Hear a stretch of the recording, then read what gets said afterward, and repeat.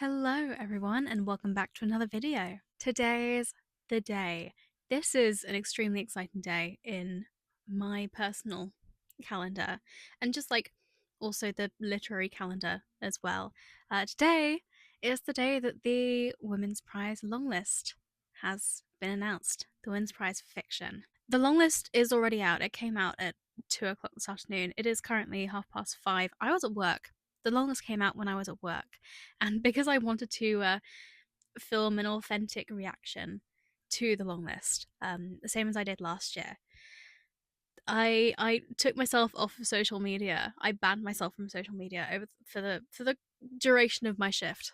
Well, I probably shouldn't be on social media during work hours anyway, but like I did put together a list of books that either I want to be on the long list and like probably won't be, but also like books I feel could appeal to like the panel, the Women's Prize judging panel.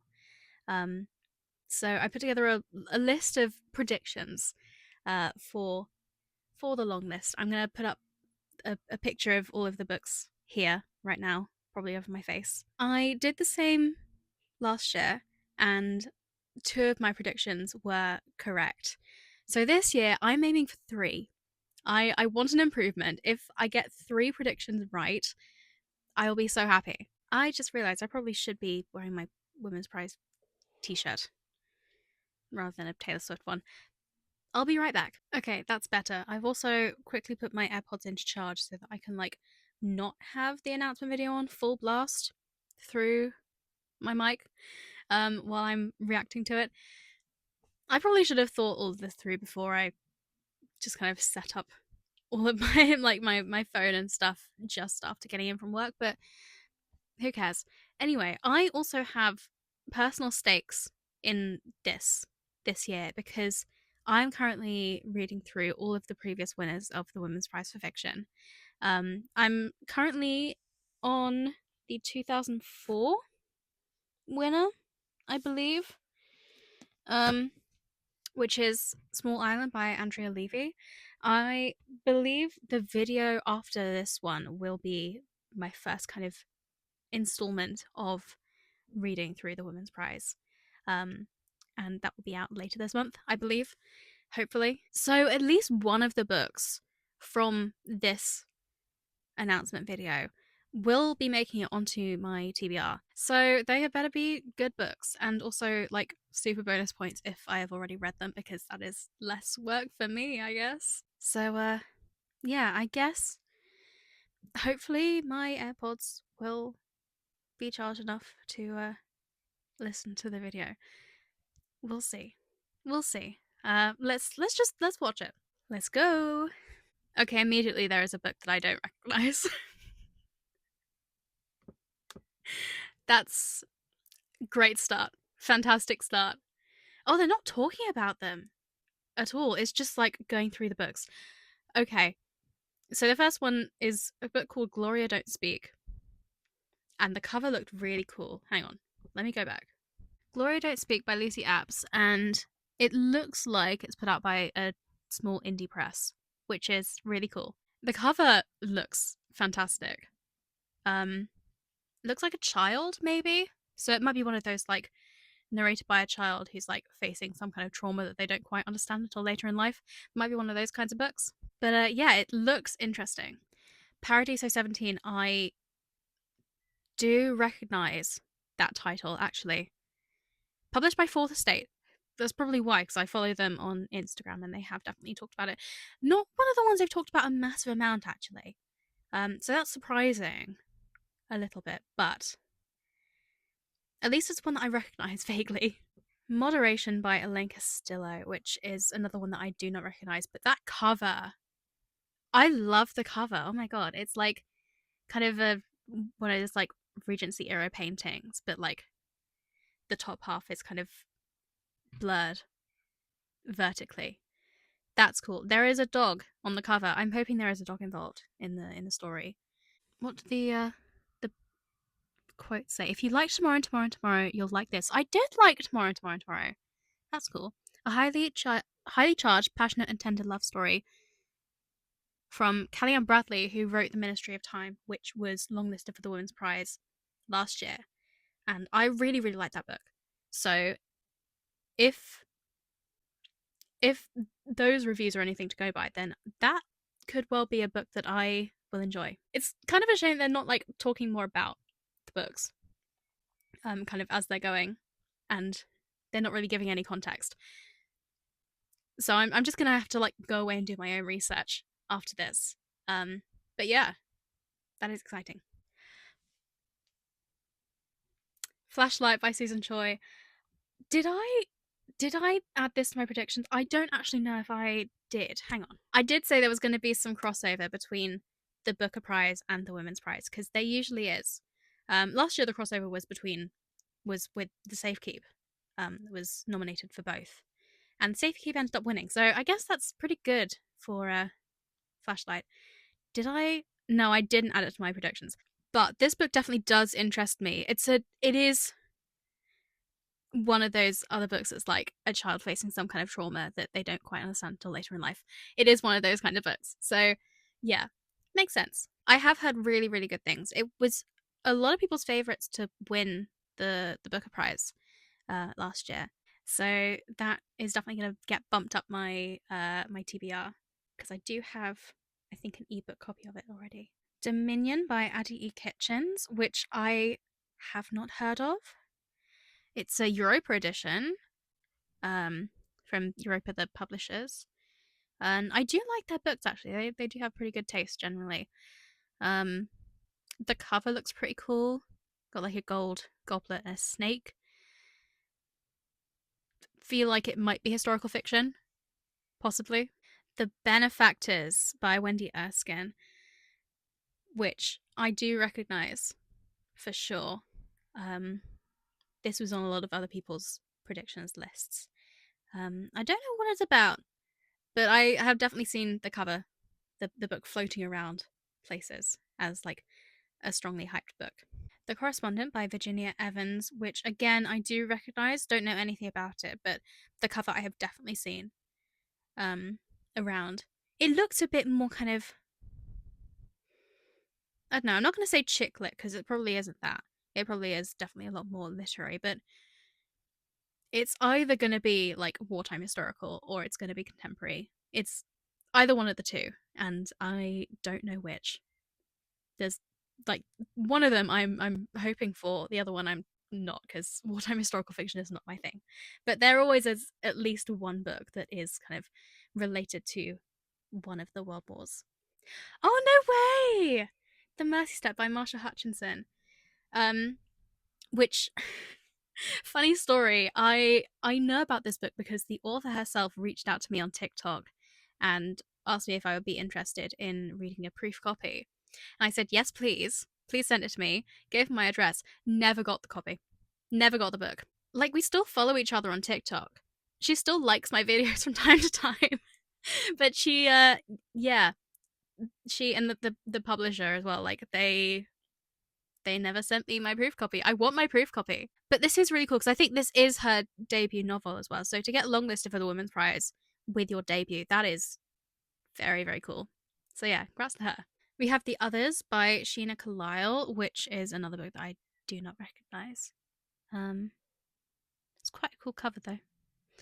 The author of The Bureau of Second Chances, which is another book I don't know. Truly rich characters alive in a real history. So it's historical fiction. Yeah, cool. Kingfisher by Rosie Kelly. That's quite, the cover looks quite old fashioned. Like it looks kind of 2000s esque, the cover. That's cool. Origami cranes and stuff. Can't see who the publisher is, but it looks like possibly an indie. Winner of the Northbound Book Award, apparently. Yeah. Ah! Aha! Aha! Aha! We have my first correct prediction. It only took like a good few books to get a correct prediction. Heart the Lover by Lily King. I thought this might be potentially on the long list because I want to say Writers and Lovers was nominated for the Women's Prize when it came out. I might be wrong. It at least got a lot of critical acclaim, which is quite unusual for a romance book. Like, this is a literary romance, and Heart Lover is a spin off of Writers and Lovers. So it makes sense for sure.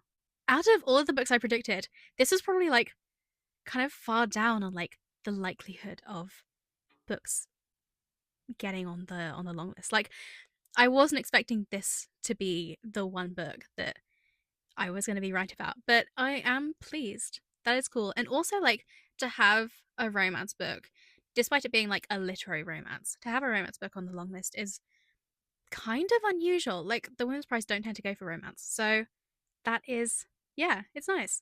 Aha! Aha! Aha! We got two in a row!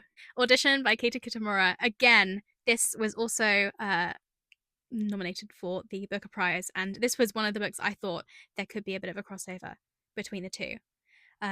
So yeah, very pleased about that. Again, this was one of my predictions, and I thought this one was actually quite likely to make it onto the long list. So I'm very pleased to be right. We have A Guardian and a Thief by Megha Majumdar, which is a book that I, again, do not recognize. I do really like the cover though. Yeah, it's definitely intriguing. It says a true literary achievement from the New York Times. An Oprah's book club pick. Interesting. That is very interesting. You don't tend to find book club books being nominated for awards. At least like book club books that have been book club books before they were nominated. Once they've been nominated, then they're like in the public spotlight. Then they can quite often make it onto book clubs. But yeah, that is interesting. And a finalist for the National Book Award. Wow, it's a wonder that I have not heard of this book before, because yeah, it has clearly been making waves. Wild Duck Shore by Charlotte McConaughey. Um, I've definitely heard of it for sure. I love the cover. It's like a sea of fire. It's great. And it's blurred by Hannah Kent, Emily St. John Mandel, and also the Washington Post calls it spellbinding. So that's exciting that it was blurred by those authors. And it's a New York Times bestseller. I I honestly, I feel like I'm like in the loop most of the time when it comes to popular books. But then like long lists come out, and some of these books are like best selling, and they're books I've never heard of. So I'm not like that in the loop. I still have work to do. I still need to like do more research, clearly. Oh, is this a Kit Duvall book? No way. Kit Duvall was the chair of the Women's Prize last year. So that is actually quite funny that her book has been longlisted this year after she chaired it last year. I have looked at this book before. I want to say it's historical fiction. I want to say it's historical fiction from the 20th century, which is why I haven't picked it up. I could be completely wrong though. Blurbed by Claire Chambers, Annie McManus, Bernardine Evaristo, and Monica Ali, who are all in that kind of women's prize bubble. So yeah, makes sense. I just think that's really funny that she chaired the prize last year, and then all of a sudden her book has made it onto the long list this year. I'm not like calling out a conspiracy or anything. I think like she's a popular author anyway, and her books are critically acclaimed, and her book probably would have made it onto the long list anyway. But I do think it is very funny. A Beast Slinks Towards Beijing by Alice Evelyn Yang. I have not heard of this, but I love the cover. Oh, it's a Dead Ink book. I like Dead Ink as a publisher. They're like a very small indie publisher. They did Monstrilio, which is a fantastic book. And I'm actually reading an arc of one of their books at the moment called Decomposition Book. And that is exciting because they tend to gravitate towards like more kind of horror books. So I'm hoping this is a horror book. The cover makes me think it's a horror book. The title makes me think it's a horror book, which is really exciting because the Women's Prize don't tend to go for horror. So like even if it's a literary horror, that would be really cool. And that's it. Those are all of them. So I got two correct. So I'm on par with last year. I didn't do any worse than last year, so yeah, I guess I can be kind of happy. Overall, I do wish that they had more information. Like they talked about the books in the announcement. They just like read out the title and the author and just kind of moved on to the next one straight away. So I don't know anything about most of these books because I've never heard of them before and I wasn't given any information. So I can't really like say whether I want to read any more of them. I definitely want to look into A Beast Links Towards Beijing because if that is literary horror, then I am definitely wanting to read it. I'm also interested in Moderation by Elaine Castillo because the cover looked amazing and like it was blurred by authors that I like as well. So yeah. Audition I already have a copy of. Flashlight I already have an ebook of.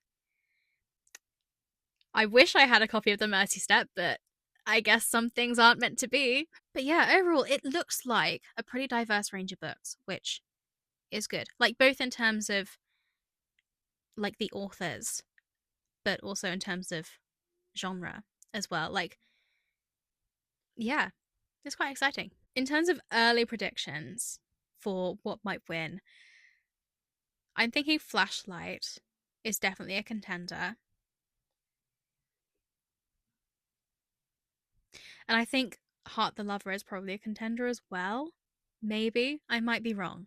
And I'm also going to go with Paradiso 17 as well. And The Best of Everything.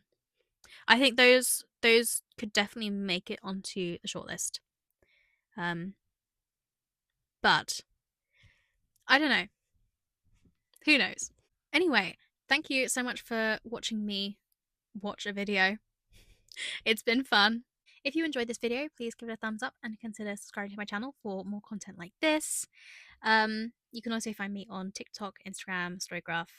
Is that it? Yeah.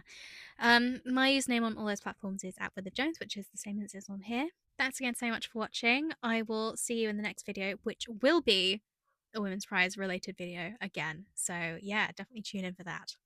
Bye.